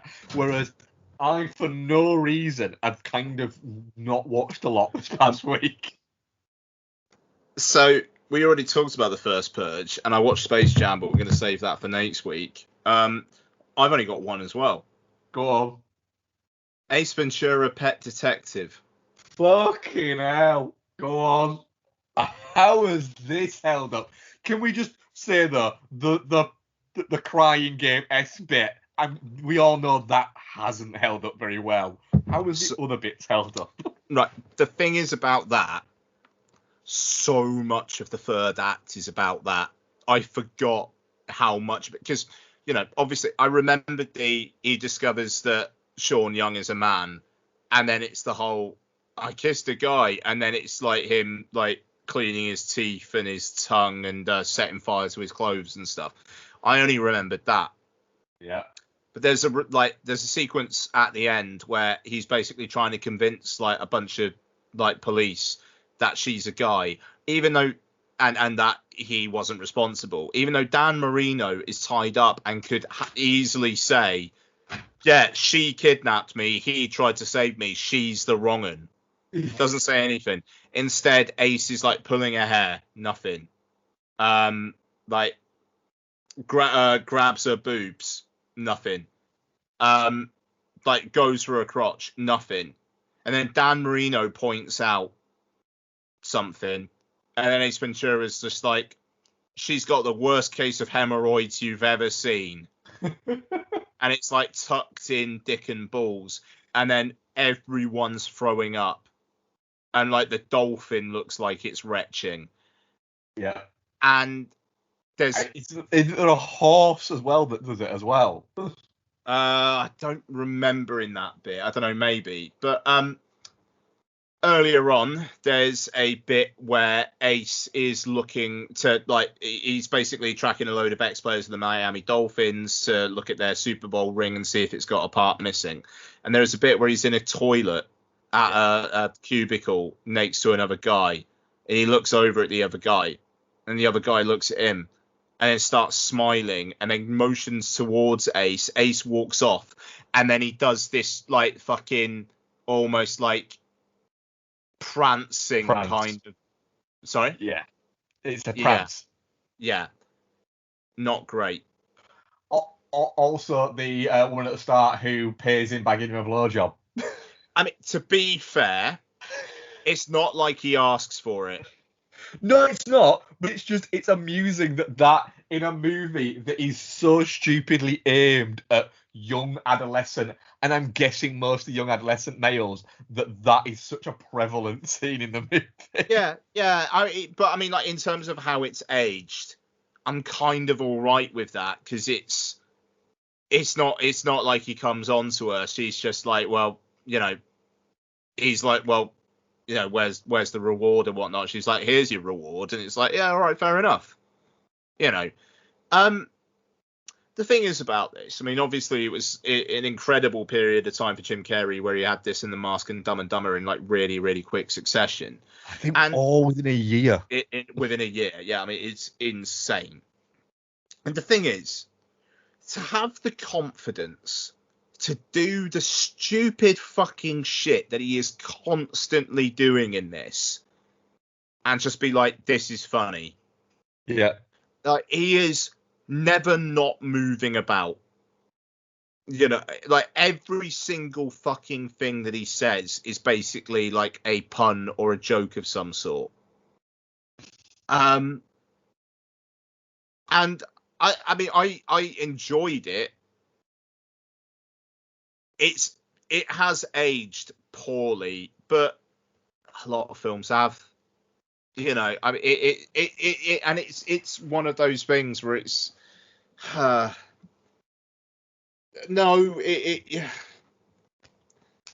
transphobia is really not, and just for how fucking out there and prevalent it is in that third act, it's rough. It's rough. But I don't know, it's a sign that society's maybe moving in the right direction, that now this is like, holy fucking shit, that's rough. Yeah. I wouldn't say everybody involved in Ace Ventura: Pet Detective should be cancelled, because it's what the mood of the moment was. It is. And I mean, even Jim Carrey has come out and acknowledged and gone, yeah. Not good, that, is it? No, I mean, that's exactly it. That I don't hate it. He said of it, when he asked about it, and he just said, to be honest, didn't think about it. He said, and that is the problem, is it's wrong that we didn't think about it. He said, but I'm not going to defend it, and I am going to apologise about it, but it is. He said, do I still look fondly on that movie? I kind of do. And it's that thing. Do I still look fondly on Ace Ventura? I loved Ace Ventura. Would I watch it now? Will I go, okay? But it still has a lot of funny lines in it, like, that's none of your damn business. And just the ridiculousness of it launching Jim Carrey. And it is a fucking stupid character, but it works. Yeah, it does. I mean, it does. It's not a great film, but I still enjoy it for the most part. But I'm not going to lie and say that the more troubling aspects bounced off of me, because they are rough. Oh, you still there? I'm still here, yeah. Yeah, cool. Okay, let's get on to the last review of the evening. So this is Escape Room Tournament of Champions, again directed by Adam Robitel, and starring Taylor Russell, Holland Roden, Isabel Furman, Logan Miller, India Moore, and Carlito Olivero. And this kind of it continues on from the first film. Zoe, played by Taylor Russell, is still basically trying to prove that the Minos Corporation are evil fuckers and they've been making these escape rooms. She and fellow survivor from the first, Ben, played by Logan Miller, find themselves soon in another escape room where this time they are in with a bunch of people who had done it before and had survived.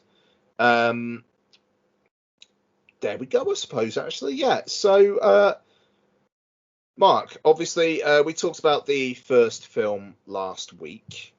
The first film ends on quite a grand conspiracy kind of way. Were you surprised when the plane in this one turned up when it did? Yes. Yeah, I was a little bit. You figure that the plane in this one is going to be the opening sequence, and that's what's going to drop them into Escape Room Tournament of Champions. But then when the ending of the first movie is also the ending of the second movie, feels a little bit, odd, really. An odd choice. I'm guessing, I'm guessing we're going to get a third of these now, I would think.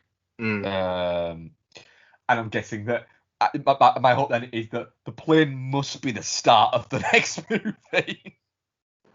Well, you'd fucking think so, wouldn't you? Yeah.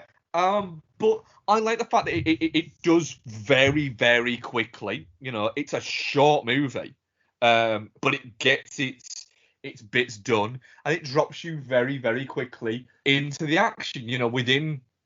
Within 10 minutes, you're into the action. You're into the escape room, and it's quite clever the way it puts you into that, where you realise, oh, all right, okay, they've not arrived on that train by accident. They've all been manipulated onto it.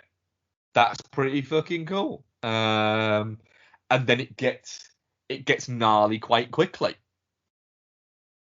There's no build up to them having a big conversation about, oh, you were in this and that. Those conversations happen as the film goes along. But it's very quickly, again, assumed that Zoe is very good at this. But I like the fact that they're all good at it from the get-go. Yeah, agree with that. It's I still had a lot of fun with this one. I hope that the next one maybe advances. Advances the overarching plot more. Yeah. It was disappointing that it felt like the setup at the end of the first one is basically just what they then do in the end of the second one. It's like, why do you have all that stuff in the middle then? But it was like you get these hints though, like just the fact that the sheer how they get them onto that subway car in the first place. And that, it's kind of like this escape room is also kind of directly affecting the real world. It'd be good to have more of that, and how Minos are basically almost like the fucking puppet masters.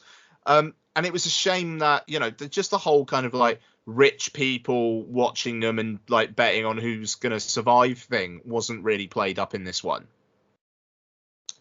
But I thought the rooms were good.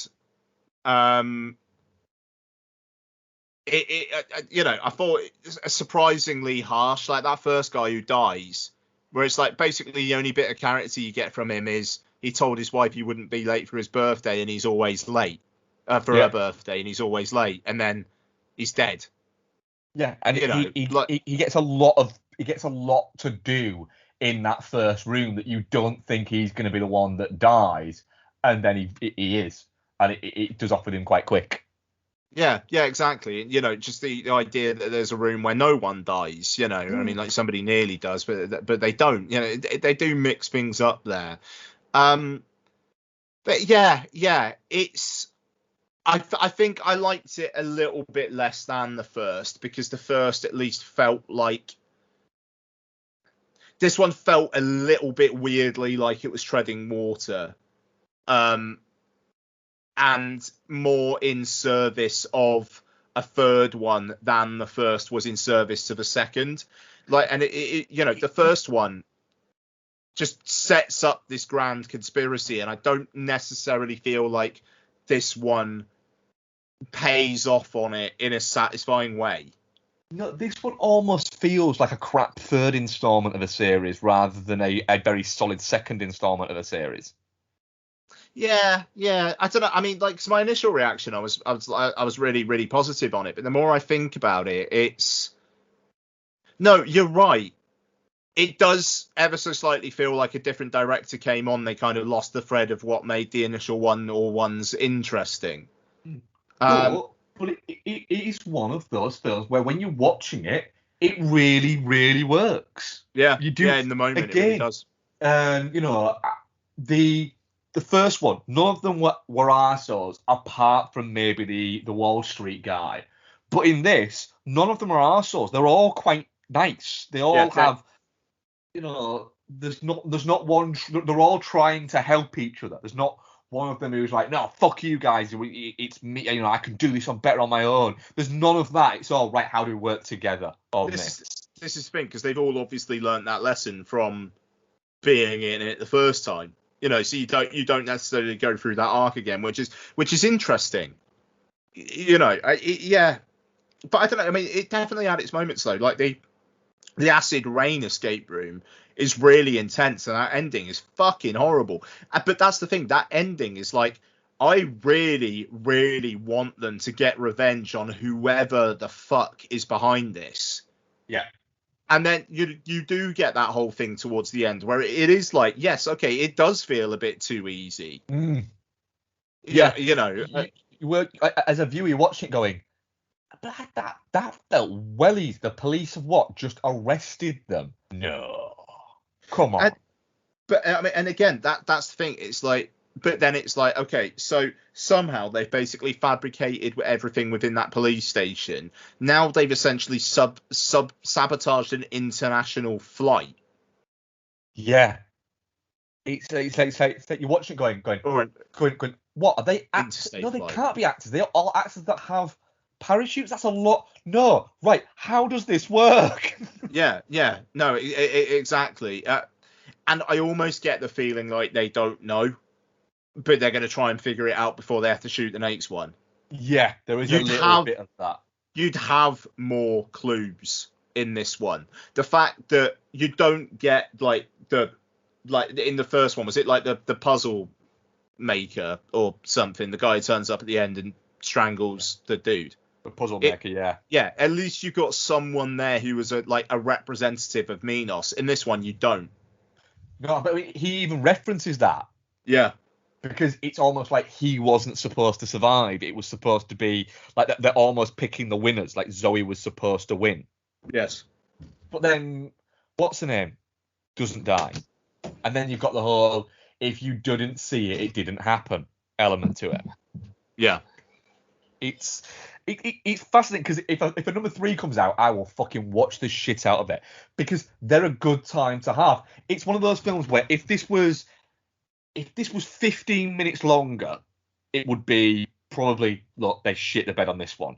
But it's tight enough, and it's fun enough, and it's enjoyable enough while you're watching it that you can get away from the fact that you're going, right, This is just a slightly turned up. It's not even a turn up to 11 version of the first. It's if the first is 7, this is 7.5. Yeah. Version of the first. But they're fun characters to spend time with, and the puzzles are fun.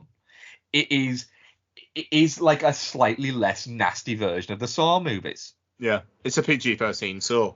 It is, yeah. It's a PG-13 for people who really. It's a Saw movies for people who really like the Final Destination movies.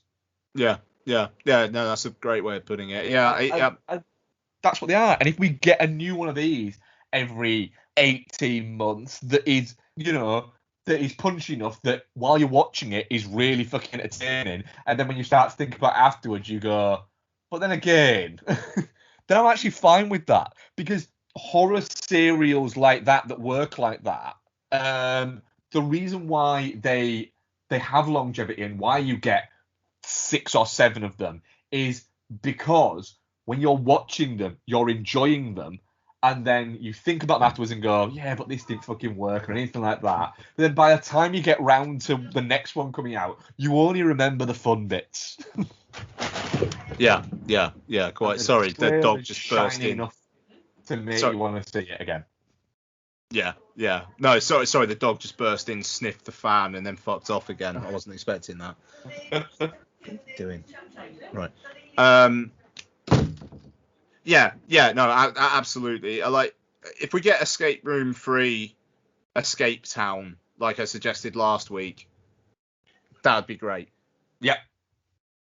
Yeah, and then they're wandering around going, right, who's in on this and who's not? Who's escaping? Who's stuck here? And do they know that they're stuck here? Is this a Truman Show? What the fuck is going on? I was slightly surprised that one girl who turned out to be like the kind of the second female lead wasn't in on it. Yeah. I kind of had a sense that, I don't know, it was almost like she wasn't kind of trying as hard as the others or something like that. And I mean, like, just that whole bit where there was 2 escapes. And then it was just like, well, that other girl's just going to, like, run into the same room anyway. Like, what was that? That felt like something got deleted. It feels like they've just kind of fucked with you a little bit. Yeah, I don't know, because, I mean, there's the whole, like, oh, you think they've escaped, but then literally, like, a minute or 2 later, it's like, no, they haven't, and she just comes back in anyway. Yeah. So is it just, like, even where... Is it to make her think, even when I think I've outsmarted them, I haven't outsmarted them? Yeah. Yeah. That's it. Yeah, I think it's them pointing the signs to another way out and then going, oh, guess what?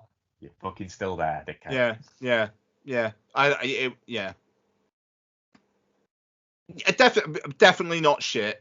I enjoy it, but it wasn't quite the almost like bolt of lightning that the first one was. Yeah, definitely not shit. But like you say, it's probably not as good as the first, but it still would easily give me. It still would easily make me watch a third. Sorry. Yeah. I think that's fair. Okay, cool. So, questions. We have one question. From Rick Kidd at Rick J Kidd. Oh. What is your drink of choice in the cinema? It's Iron Brew for me. Do you tailor your drink to the type of film you watch, e.g. beer for a genre flick, soft drink for something more earnest? It's interesting, that. Kind of depends on if I'm driving or not. You know what I mean? Or like if hypothetically, you're not driving. Yeah, I mean, if I'm not driving, I'll probably just take in like a 4-pack of X beer. Not to every film though, because that really does make me sound like an alcoholic. But like Cats, I took a 4-pack of IPA in. Forever Purge, I took a 4-pack of IPA in, but I took a Pepsi Max into Space Jam. You know, so I don't know. It kind of depends on the situation, and it depends on the film. Like, I will not be taking beer in for The French Dispatch. You know, Old. I'm not going to be taking beers in for that. Suicide Squad. Yeah, actually, I'm going out drinking beforehand, and then the people I'm drinking with are coming to the cinema, and we've already said we're going to bring beers in. So in that case, yes, I will. Yeah, I'm the other side of this in the sense that I don't actually drink while I'm watching movies. In the sense of I don't take a beer into movies at all. For that, I very very rarely have a drink while I'm watching a movie. I am terrible. For the idea of an unlimited card that, they come to the cinema and they'll buy a drink and they'll buy some snacks and that's where you make our money. No, I walk straight past all that shit and sit down. I think I have bought. I've had one film that which one was it? A random horror movie that me and Bex went to see, and I can't remember what it was. We got beers while we were there because we'd already been drinking earlier in the day, and so we were quite drunk when we went in to Cineworld. And the other time when I bought a drink was I bought a coffee when I went to see Playing with Fire. But I am also, part of this is because I am painfully aware of the fact that I have a tiny bladder, so I don't want to need to go and pee during a movie. So yeah. That is a large portion of why I don't drink. I also don't drink for 4 hours before I go to see a movie, just in case I need to pee. So I am terrible. And if it's a film that I'm really, really, really, really looking forward to, even if I'm seeing it at 9 o'clock at night, I won't have a drink at all for 12 hours before, which I'm aware is quite dangerous. But I don't want to risk it. I prefer to be painfully not needing to pee rather than that offshoot chance that I might need to pee during the movie. It's such... Man, there's some playing with fire with you with this, isn't there? Bless you. It is, yeah. It's terrible. It's a weird fucking thing in my head that I'm there. And part of it is because I don't want to repeat. I don't want to miss part of the movie.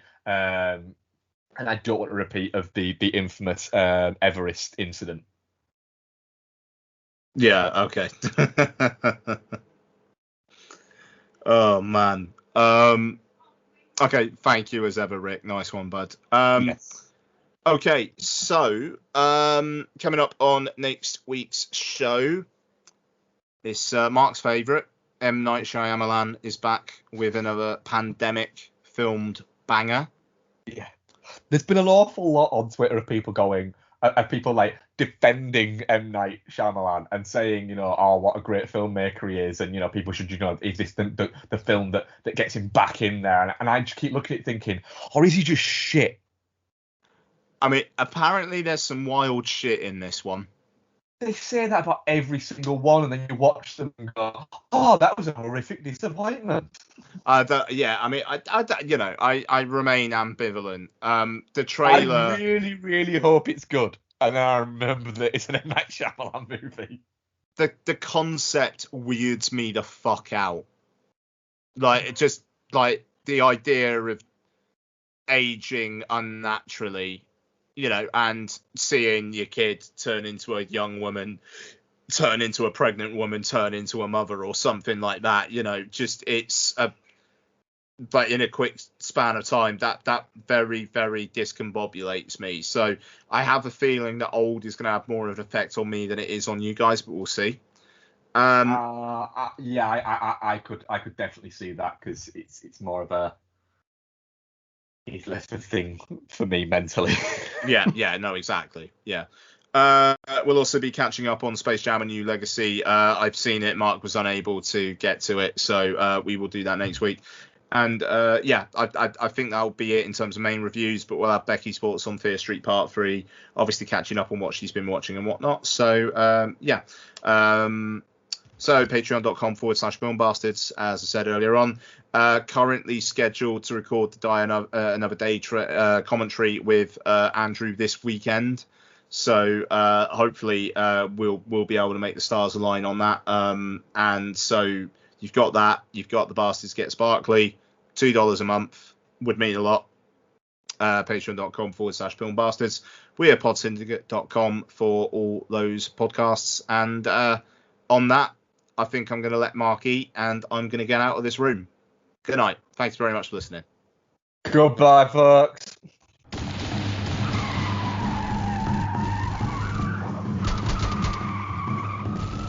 podcast is part of the Pod Syndicate family. For more criminally compelling shows, articles, and conversations, head to wearepodsyndicate.com.